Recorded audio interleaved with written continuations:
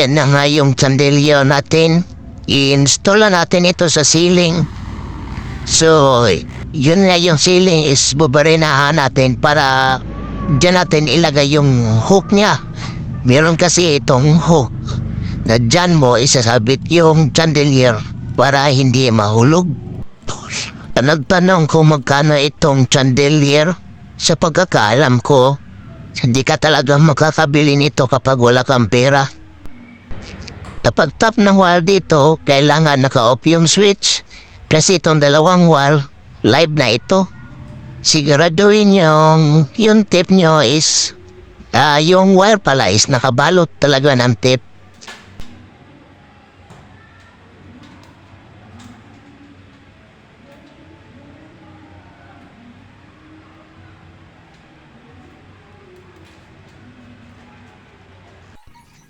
So dito nga guys, nilalagyan ko na ng mga kristal. Itong chandelier natin. So nakita nyo, medyo tumagilid siya. Lagyan nyo lang sa harapan para mapantay siya. Kasi pag hindi nyo nilagyan, tatagilid kasi yan. Bali, yung mga kristal is nasa mga 300 pieces. Merong maliit, merong malaki.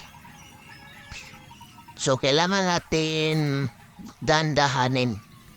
Kasi baka mahulog. Mabasag siya.